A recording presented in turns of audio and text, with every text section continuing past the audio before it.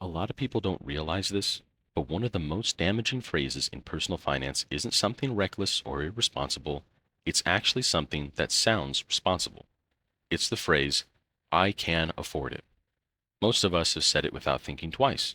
You look at your bank account, your bills are paid, and nothing is about to bounce, and you tell yourself that buying something is fine. And technically, in that moment, you're not wrong. But that phrase has a way of quietly locking people into the same financial position for years without them understanding why. What makes this so confusing is that nobody ever teaches the difference between paying for something and affording something. Paying for something is a present day check. Do I have the money right now?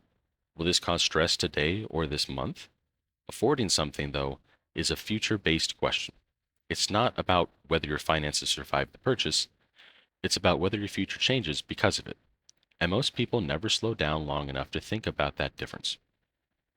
You can pay for a lot of things without being able to afford them. That's the part that messes people up. Nothing breaks immediately. Life keeps moving. Your bills still get paid, but the cost shows up later in ways that are harder to see. Progress slows. Savings stall. Investing never really takes off.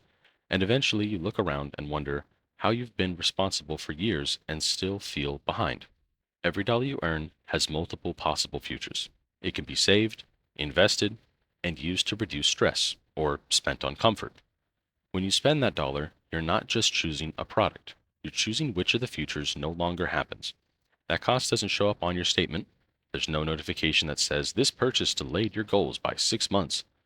But that delay is real, and over time, it compounds. This is why I can afford it feels so safe. There's no immediate punishment. No alarm goes off. You don't feel irresponsible. And because modern life is structured around monthly income and monthly bills, every purchase feels isolated.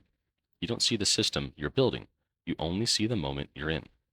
That's how people slowly trade future flexibility for present comfort without realizing it. Socially, this behavior is reinforced constantly. Everyone around you is upgrading, subscribing, traveling, and spending in similar ways.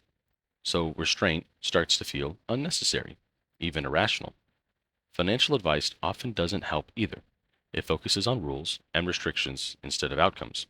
Budget this, cut that, track everything. But it rarely teaches people how to think about money over time. So people aren't irresponsible, they're reactive. One of the hardest feelings in personal finance is doing everything right and still not getting anywhere.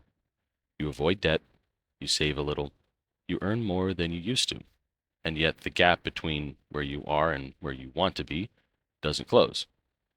That usually isn't caused by one bad decision, it's caused by dozens of reasonable ones. Small upgrades, recurring expenses, and conveniences that absorb every bit of momentum you create. Most people aren't broke, they're delayed. And in personal finance, time is one of the most valuable resources you have. Every year that investing doesn't ramp up, every year savings stay flat, every year flexibility gets postponed has a real cost. But because that cost is spread out and invisible, it's easy to ignore until years have passed. People who build sustainable financial progress tend to define affordability differently. Instead of whether they can buy something, they ask whether it changes their future. Does this purchase reduce my ability to save or invest? Does it raise my fixed costs? Does it lock me into obligations that make my life Does it lock me into obligations that make my life less flexible later? If the answer is yes, then it's probably more expensive than it looks, even if the price itself seems reasonable. A better question than can I afford it is simply what does this delay? Does it delay investing? Does it delay freedom? Does it delay peace of mind? Framing decisions this way shifts personal finance from short term management to long term design. You stop reacting and start choosing intentionally. And that's where real confidence comes from. The most dangerous financial mistakes aren't reckless, they're comfortable, they're easy to justify, they feel normal. And that's why redefining what it means to afford something is one of the most powerful changes you can make.